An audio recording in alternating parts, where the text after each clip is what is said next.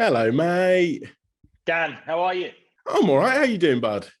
Yeah, I'm not too bad, thank you. Apologies, first of all. I'm sorry. I totally put this in my diary on the wrong day. So that is why I'm 24 hours late. But those last 24 hours, whoa, they've been amazing. I come armed with stories. Go on, give me a little tease. Give me a little tease. What you got? The dog was sick 5 times in the night. Oh, there's my clickbait for this video, isn't it? There you go. Get that up there. Get that up there. How's he doing now? He's fine now. He's resting. He's asleep on the sofa because there are no rules for him in this house apparently. So yeah, he's on the sofa. But yeah, five vomit piles this morning. So just really makes you understand your place in the world when your day starts crawling around on your knees with some flash and kitchen towel. Lets you know where you are in the pecking order of this house. I'm actually a little annoyed you picked your sick, poorly dog over a man you've never met before, but you know, each to their own. I know, right? I know where I stand. I don't want us to get off on the wrong foot, but it does go dog, then you, then everyone else. But you are inhabiting that second place, just below a dog. And the dog is called Simon. He'd love you. One day you'll meet, I'm sure. Yeah, I'm just saying, I spoke to Simon Mayo and he picked me over his sick dog. So he's my favourite movie journalist now. Sorry, mate. No, it's fine. I get it. I mean, Simon Mayo's a good guy. I'm not. So that's the big difference there. Yeah, good. And on that note, I'm going to leave now. So see you, mate. Good chat, though. Thank you for this. Long time in the making, but it was worth it. No, but it's good to see you. I nearly said, it's nice to see you. Yes, it is. But I didn't, I've written it down there and I've got it in my notes in big, bold writing. And then as soon as I came to say it, I was like, I don't want to be that guy. Do I? I mean, you'd have joined the security guard in the foyer of Sky TV yesterday, which is where I was. And he went, nice to see you. And I don't know what to do in that situation because part of me is like, that was 15 years ago. And yet, it's almost like a trigger, a reflex action. So I'm like, yes, it is. Yeah. Which is worse. And if you're going to do it. I should have been like, yes, it is. Because half-arsing it is worse than not doing it at all. You know what I've taken from that? I have the same journalistic ability as that security guard. I'm on his show after this. So, I've watched a lot of your interviews. Too many, if anything. It's very Robert De Niro, king of comedy, right now. So I'm concerned that you've agreed to this. Well, now I'm concerned I've agreed to it. How does it feel being the interviewee, not the interviewer? I'm uncomfortable. Genuinely, I always find it much more of a pleasant experience to be in control because it's a control freak thing. I was literally just speaking to someone on the phone about another job I'm doing, and I had to apologize halfway through because we've never met. This was like one of our first phone calls, and I'm already starting to try and micromanage a project that doesn't even exist. And I had to stop myself, and I was like, listen, I'm sorry. You should know this about me. I do tend to be very controlling. So that's something to work on. Oh, well, if you want to lead this interview, just interview me. And if you just want to take that. So tell me that classic question. Who has been your favorite interview? Oh, very good. Jim Carrey, 100% Jim Carrey. I can imagine. It was horrific as well because I got nothing that I wanted out of it. He went on this like long story about how I was talking to him for the Sonic movie. And, you know, he was like, have you ever been in one of those cars that drives itself? And I was like, no, have you? And he went, yeah, I was in one, nearly killed me. The brakes didn't stop. And I was like, I don't know where to go with this. I was like, oh, that's a shame, isn't it? And he just replied with, yeah, it didn't actually even happen. Like, I made that up. He's still, honestly, sometimes I think he is the reincarnation of Andy Kaufman. He's like the anti-interview. You know, I now know he wasn't nearly killed in a self-driving car. So maybe that's the exclusive. In the interest of transparency, I don't own a dog. Okay, that's hurtful. Well, I think we'll move swiftly on. I want to start this interview with a question that you've probably never been asked before. I've probably not asked it before, but it's about your naked body, Alex. I've no experience of any question that starts with "it's about your naked body." not in an interview anyway. I've been in relationships where, I need to talk to you about your naked body. It repulses me. Can you do something about it? The question was, how repulsive is it? So I don't need to ask that anymore. Maybe the security guard at Sky will ask you this exact question tomorrow. Maybe that's what we're doing.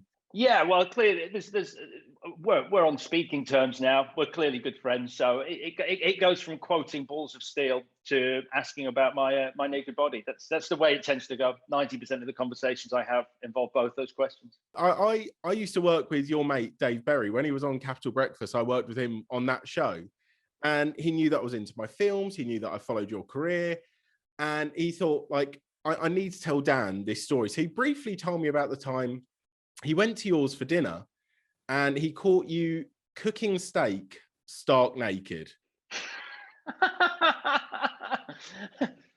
So clearly I don't remember that, but that doesn't mean it didn't happen, because as steak is a very dangerous dish to cook naked. So clearly, if I was in a position where I'd go, it's fine, I'll just cook it naked, I may have imbibed some wine at that point. So it's no wonder I can't remember it. Also, Dave Berry's a one with elaboration on stories that involve me. So I take that with a pinch of salt. As you did with your naked steak, apparently. Just a pinch of salt on that as well, which is lovely. And on the wounds as well. It's a great healer. As I said, like, I've followed your career for a long time. You've actually got a career that I want to emulate. You started off doing stand-up comedy. I attempted that. That's all we'll say with that. And now you interview film stars. I sort of dabbled in that now. And just as sort of therapy for me, what has been your biggest cock up? Has it been doing stand-up, during interviews? Hit me, make me feel good. Wow, my biggest cock up. I don't know. I once interviewed Amber Heard for the Rum Diary, and me and my producer had been to see the movie that morning, and it was kind of inspirational in so much as we decided to drink some rum before the interviews, which is fine for him. He just sits in the corner.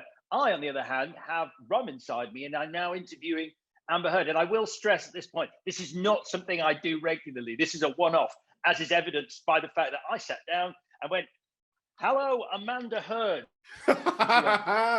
She went, "What now? I'm sorry." I'm like, Amber Heard. She's like, "That's right, my name's Amber." I'm like, "Got you. So sorry. And then I did the interview, and the interview was fine, actually. And then at the very end of the interview, I went, "Thank you very much for the interview, Amanda Heard." And there's no way back from that. There is no way back from that. So that was embarrassing. That was unprofessional. That is on me. But yeah, she was not happy at the end of the interview. I've never left her room so quickly. Be honest with me. How hammered are you right now? This is wine. I know that you're pretty much BFFs with Tom Cruise as well. I see on your Instagram that he sends you cake every Christmas. I don't want to ask how that came about. Like, what I do want to know is he boring when it comes to flavors? Because does he send the same one every year? He sends the same one every year. Yeah, it's a coconut and white chocolate vanilla cake, and it is the same one every year. But it is truly the most magnificent cake I have ever eaten. It's a great pride that I take in being on the Tom Cruise cake list, but I take even more enjoyment from actually eating that cake. Because the story is that because obviously he's always working and always doing crazy stunts, and he needs to keep his body in peak physical fitness, so he can't enjoy the cake himself. So he sends it out to people who have made it onto his list, who he's worked with. I've obviously interviewed him so many times. And then this cake arrives, and somewhere Tom Cruise is living vicariously through you, knowing that you are experiencing that sugary delight that is that cake. So it's a great cake. Does it hurt knowing that obviously he doesn't eat them because he's in peak physical fitness, and he's gone, "You know who isn't? Alex Zane. Let's give him a cake." I mean, yeah, it bothers me a little bit that he's got a good 10 years on me age-wise, and yeah, I turn up to interviews, I'm like, "All right, Tom, you good?" And he's like, "Yes, let's do this." I'm like, "Whoa, just wake it up, man. I haven't had a coffee yet." because he's healthier than me. The only reason I asked is simply I'm hoping he will in turn watch this. I'll make it onto the cake list. I don't even care if it's Viennese whirls. I'll take that. Yeah, that'd be lovely if like a little bar of Snickers arrives in the post for you from Tom. Now, obviously, Tom is one of your favorite people you've interviewed. He gives you cakes. Free cake is free cake. Yeah, I will say it's not bribery though. It's just, I mean, like it wasn't like, it doesn't turn up to an interview with the cake and go, is this going to be a good interview? But yeah, no, he's great. He's such a film fan. It's great to sit down with someone who is so knowledgeable about film and still so fascinated after all these years with the mechanics of making film. I'm glad you said it wasn't bribery as well, because I was this close to pinging you money for this chat. You've lost out on that. Think of all that dog medicine you could have bought with that, but sorry, your loss. And a dog, to give it to. It's rubbing salt in the wound here, Alex. It really hurts. Well, you've been cooking steak naked? Jeez, come on. What has Dave told you? Is there anyone that you haven't interviewed yet that you really want to interview? It's weird, actually. You mentioned Jim Carrey. I've never had the pleasure of interviewing Jim Carrey. So you actually have one on your interviewee bingo card that I don't have. So Jim Carrey would be someone I'd love to interview. I've been a huge fan for years. That would be great. But who else? All the big ones. I mean, the ones that I sort of really sort of set out, both in terms of like their ability as filmmakers and like people who I've admired for years, and as well as the nostalgia ones, I've kind of done. I mean, like, I got to interview Burt Reynolds before he passed, which was fantastic. This is going back to, I think, 2003. Now, I grew up with Smokey and the Bandit and Cannonball Run, mainly Smokey and the Bandit. And of the two, it's certainly aged better. But I absolutely love Burt Reynolds. Like when I was at school, the teacher set as a task where we all had to write down the name of a famous person from history, fold it up and put it in a hat in the middle of the room, and each person would pick one out, and you'd have to write an essay on that. And everyone did it, put their names in, and I wrote Burt Reynolds on mine and put it in. And the teacher pulled it out and went, Burt Reynolds, who wrote this? And I thought they were going to give me a special commendation. I was like, it was me, Burt Reynolds, right? And they were like, detention. That's not a real famous, that's not a famous person from history. We were thinking of Julius Caesar, or like, I'm like, right, well, you needed to make the rules of this game, which it is, more clear. But yeah, so it was 2003. It was at the World Stunt Awards, this big award ceremony for stunt people. And I interviewed him on the red carpet. And obviously, because like a huge fan, it was a really great interview. And at the end of the interview, he'd enjoyed it. He was like, hey, what's your name? I'm going to remember you because that was a great interview. And I'm like, it's Alex Zane. And he's like, well, fantastic. That was a great interview. Completely by chance, the following day, we're in LA. We go into a hotel, and Burt Reynolds is sitting there with some people, and I'm with my friend, and I'm like, I kind of know Burt Reynolds. And he's like, no, you don't. I'm like, well, I do. If we went over, he'd certainly know who I was. And my friend's like, prove it. And so I'm like, all right. So we go over, and I'm obviously like, hi, Burt. Sorry, don't want to interrupt, but I interviewed you just yesterday. And he looked up and he goes, yeah, that's right. Alan, isn't it? Alan Zone. And my friend has never called me anything but Alan Zone since that day. I hope that's like an in-ear prank, and Amber Heard's been controlling Burt Reynolds saying, say his name wrong. I'm jealous. You know how you said Jim Carrey is on your bingo list? Mm. I'm so jealous because I remember watching your one with Todd Phillips and Joaquin Phoenix for Joker. Yeah. That, I mean, both on, like, Joaquin Phoenix is obviously on my checklist, but also that's the one I want to do at the very end of my career. He's Joaquin Phoenix. So, you don't walk into that interview going, here, we're going to have a bit of fun, a little bit of banter, maybe even play a game. It's like T4. No, you walk in and you're like, this is a guy who takes acting seriously. He's a very intense man. And it was a great interview in the end. At the start of the interview, this was for Joker, yeah. I sit down, and this is before the camera's rolling. And I just wanted to sort of make it clear, because there was a lot of controversy about the movie at that point. And I think it was important that I'd say, this is a movie interview. This is just about the film, and it's not about the sort of hot topics around the movie. It's just about the movie. So I sit down. I'm like, this is just going to be a chat all about Joker, the film, and your experience making it. And he's like, okay. And I'm like, yeah. And it'll last probably about 15 minutes. And he went, we'll see. I was like, the first thing he said was, we'll see. I'm like, cool. I am now at ease. Yeah. But it was great. He was great. It was a great interview, and he's Joaquin Phoenix, and I'm so pleased to actually have that Joaquin Phoenix story. I'd like to think he was saying we'll see, because maybe he's like, we'll see. Maybe it's great, and we'll give you an hour. Who knows? You're such a glass is half full kind of guy. I'd hope that if someone says it like that, they're like, we'll see, maybe longer, as opposed to, we'll see. I'd actually be more scared if Joaquin Phoenix would go, we'll see, who knows? I'd have left there and then. It could be 2 hours. I don't have 2 hours worth of questions, Joaquin. Well, you shouldn't have said that then, should you? I mean, he was there at a little something called the Oscars this week. Now, talk me through your Oscars, because obviously you host it all for Sky. I mean, for me, it's a case of going to my mum's, watching it with like 3 Red Bulls, which is a worry because I'm a diabetic. So much like you with the steak, I too live dangerously, brother.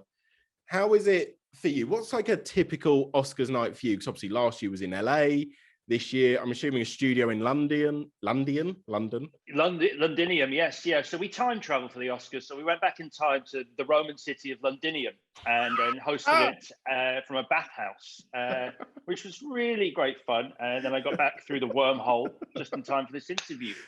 So yeah, it was great. Used the latrine for the first time. Never done that before. This is me now digging into my history GCSE. What do you know apart from bathhouses and latrines? Have you got anything? I'm going to go Joaquin Phoenix on you. Go, come on, let's go. Give me all you know. Hadrian's Wall is a mighty fine wall. So yeah, the Oscars. Yeah, it was. Yeah, we were down at Sky HQ, which is Southwest London. Which we had a lovely set. I mean, 2 reasons why maybe it was a bit more fun last year was the fact that we could travel abroad. And so, yeah, we were on top of the Hotel Roosevelt on the rooftop there with the Oscars just down happening below us on Hollywood Boulevard, which was amazing because we've always done it from London. Last year was the first year we did it from LA, and then obviously everything happened. So we weren't going to do that again. But the main difference is, when you're hosting it from LA, you're not mainlining Red Bull to stay awake, because it starts at midnight and finishes at 5 a.m. It's funny. It was a good Oscar. It was an interesting Oscars. I mean, valuable lessons, not for me, but for the production team behind the Oscars, which is never bet against the Academy voters. Do not try and second guess them, because it was, a really, on paper, I'm sure it was a smart idea.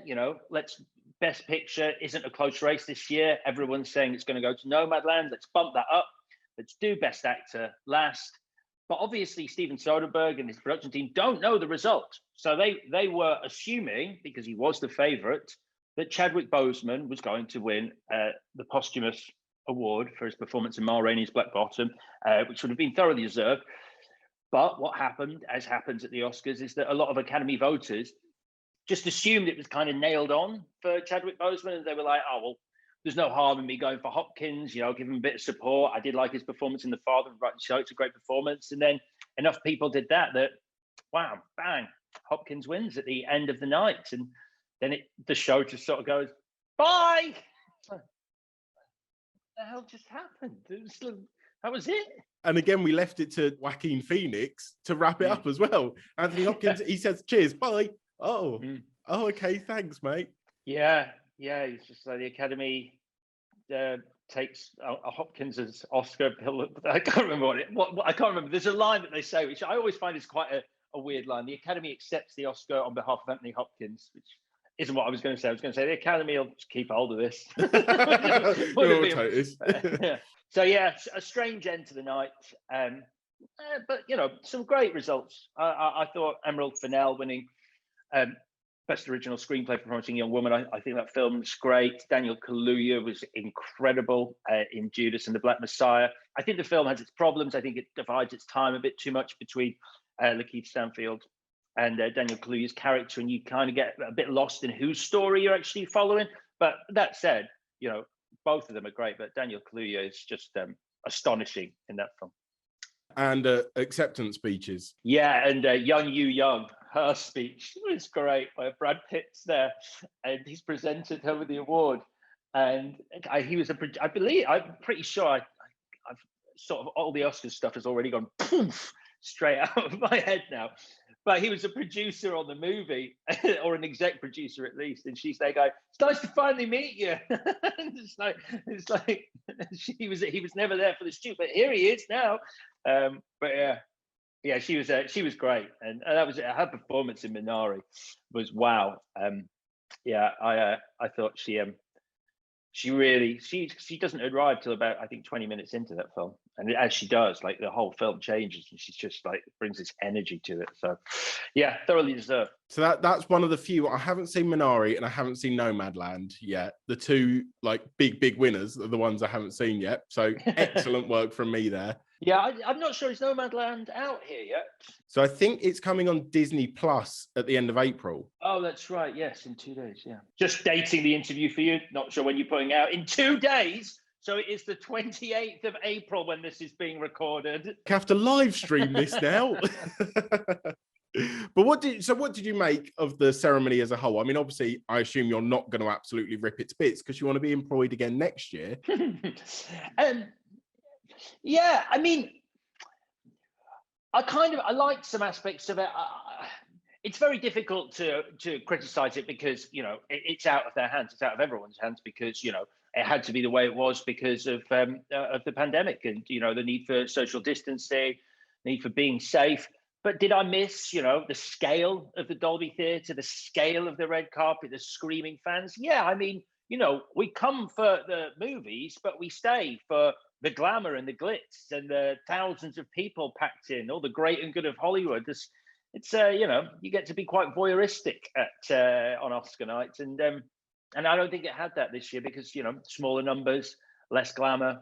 But I think if I was to criticize it in a way that I think is perhaps justified, I was surprised that it didn't celebrate film more. I think, after the year that the movie industry has had and that cinemas have had, I really felt like it could have done with a rallying call in there that was just like, it's going to be back. Cinema's going to be back. Get out to those movie theaters. Let's remember how much we love film and, celebrate cinema. And it felt like that's what it could have really done with, and it didn't have that, which I think was a missed opportunity of all the people in the world, the Academy.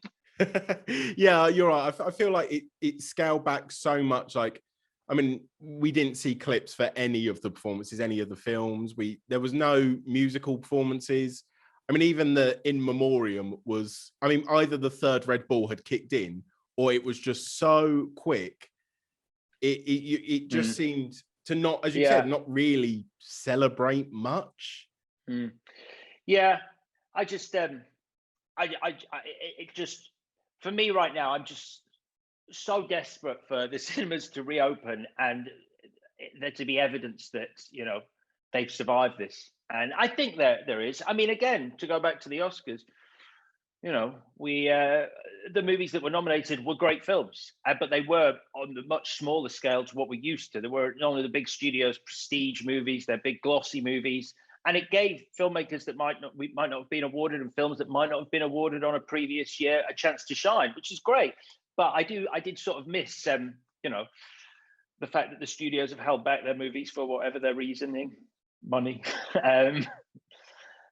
Until such time as we can get back to the cinemas. But who I am very pleased won 2 Oscars is my gal Frances McDormand. I mean, I love her, but everything she was nominated for, I was like, I hope she wins because I know she's going to do something mental on stage. Howling at the nominees was a chef's kiss. That was inspired. Of course. And that's what you want from the Oscars. It's like, a great speech is a great speech, but what is going to make the montage at the highlights of the show it's going to be Frances McDormand howling at the moon like a wolf woman, and I'm like, that's what I came for. Where was she earlier? Get her out. It's like the line. It's like the line from Infinity War, where Scarlet Witch shows up at the 11th hour on the battlefield. It's like, where was she? I mean, this is my claim to fame. Don't ask me how, but I managed to go to the Rise of Skywalker premiere in LA. Who are you, Daniel? Who am I speaking to? I'm actually, under this mask, Joaquin Phoenix. We'll see. Well, oh my God, that was method acting. That one, I was like, ha ha ha ha ha ha. So I got to go to like this like little after party thing where they had, you know, drinks and you could see the costumes and concept art. And I was stood at the bar and I ordered a JD and Coke.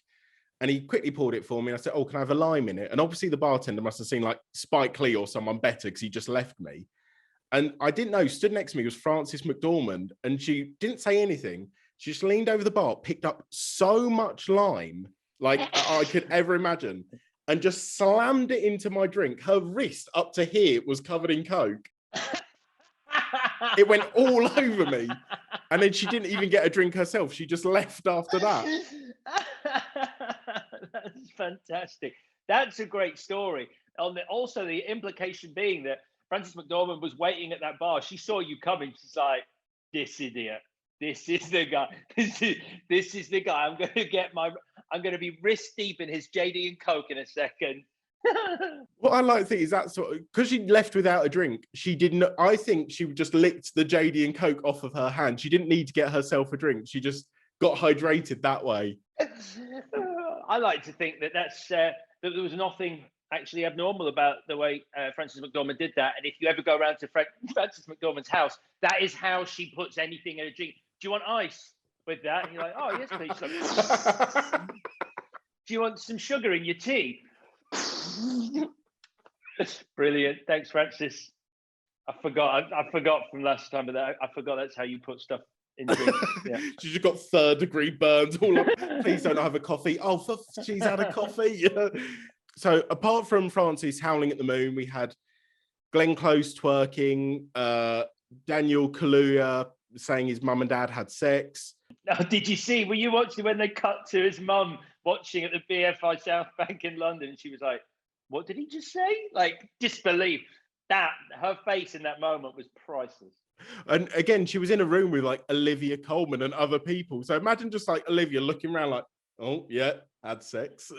Oh, don't look at me like that. What was your peak moment from the Oscars, from all of the weirdness that happened?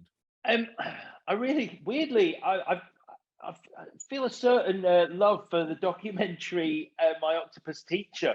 And so I was quite moved at that one. I really like that film, and I feel like I was. It sounds like on the night when we were in the studio, it appeared that I was making fun of it because I kept referring to it as the movie where a man falls in love with an octopus, which on paper sounds like a very different kind of film. But I think it's a great film, and it's one of those movies that could have easily sort of veered into being overtly sentimental and like too schmaltzy. And because he's so grounded and sort of just very matter of fact about, what he learned and how he grew as a person from interacting with this octopus, I was really taken with it. So I'm really pleased it won. I tried explaining that film to my dad. I was like, yeah, it's this man. He becomes like quite fascinated by the octopus. He goes see it every day. He's like, it sounds rubbish, it does. And I was like, yeah, but there's also the octopus gets attacked by sharks. And he's like, you know what? I might give that a go now. Yeah. But pretty much, if you can describe any movie and you go, Up. Have you seen Up? No, I've not seen Up. So it's an old guy, he attaches his house to balloons and he flies off, into the jungle. Like, and gets attacked by a shark. Sold. If you say and it gets attacked by a shark, any movie sounds infinitely better. Now, I think we should be the first people to predict what will be nominated at next year's Oscars. I mean, I say the first. I'm sure people have done that hundreds of times before, but if I said let's be the 112th people to predict, It wouldn't be as catchy, would it, Alex? I mean, it wouldn't be as catchy. I also feel that people tend to wait for there to be movies like that are that they know. I mean, it's 2 days after the Oscars 2021. I feel we're going early on our Oscar predictions for 2022. So let's give it a go. I mean, have you got? Because I've got a few here that I know that are coming out. So if I maybe run some of them by you, you can tell me if you think it's going to be good, if you think it's going to be abysmal. Yeah, hit me. Obviously, we got West Side Story. That's coming out. Spielberg doing a musical.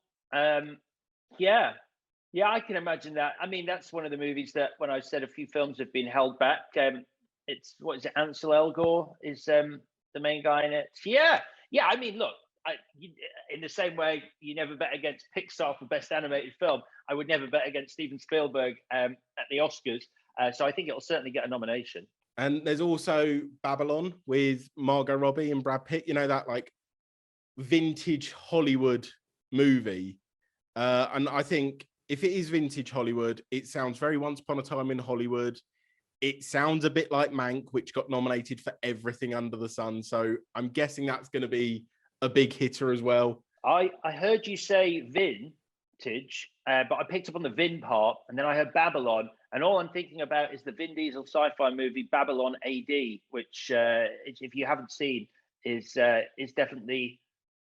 I don't know why I'm recommending it. I'm recommending it because I went into HMV. Remember when there was the old big HMV on Oxford Street in London, where you could literally, you could just get back in the day when we used to go and buy physical movies from physical shops instead of owning things in the ether somewhere. And I went in and I bought Babylon AD. Well, I can't believe I bought it. I figured I'd never seen it, and I like sci-fi, and I like ropey sci-fi, and I like Vin Diesel a lot. And so I bought it. It was £21.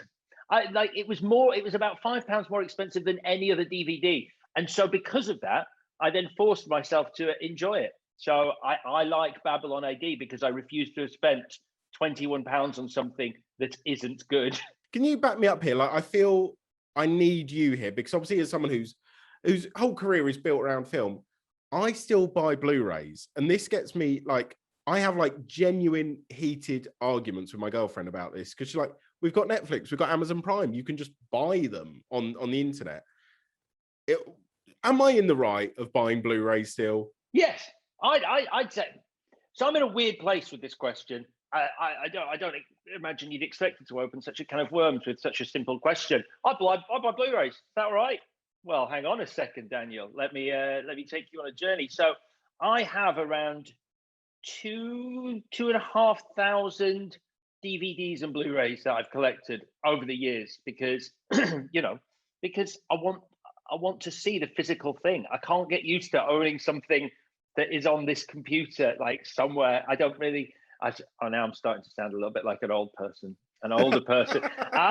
Where is it though? Where's the actual thing? I'm going to start looking at my phone like that. But yeah, I want to own the physical thing. But do you know how much space 2,500 fucking DVDs take up? And when you live in London, you, funnily enough, don't have the space to store 2,500 DVDs. So what do?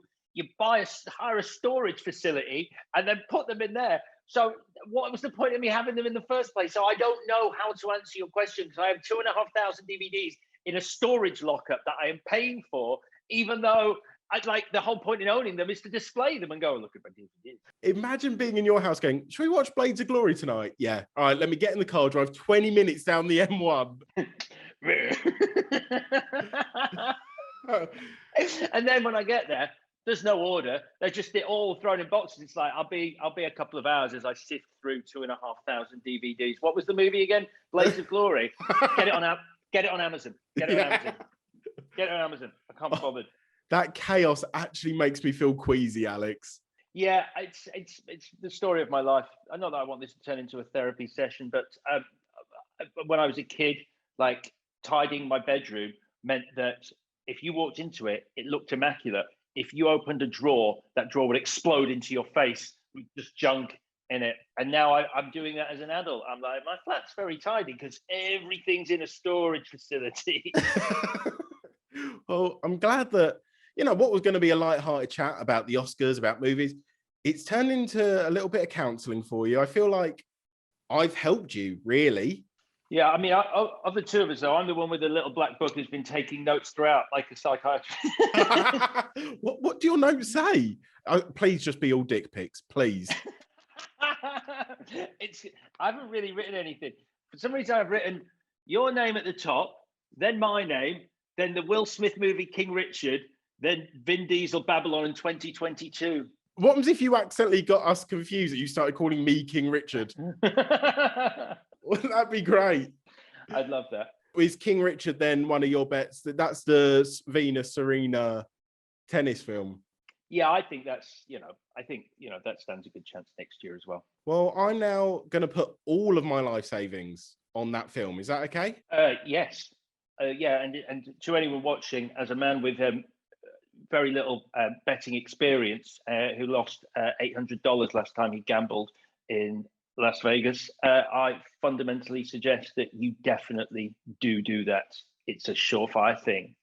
Oh, Bud, well, thank you very much for chatting to me. You are an absolute ledge. I love speaking to you, one of my favourites. Oh, thanks, Dan. Been an absolute pleasure. Lovely to talk to you. Yeah, lovely. And same time next year for Oscars 2022. Nice to see you. Yes, it is. And that's the bit I'm now going to regret doing. That was a great idea in my head.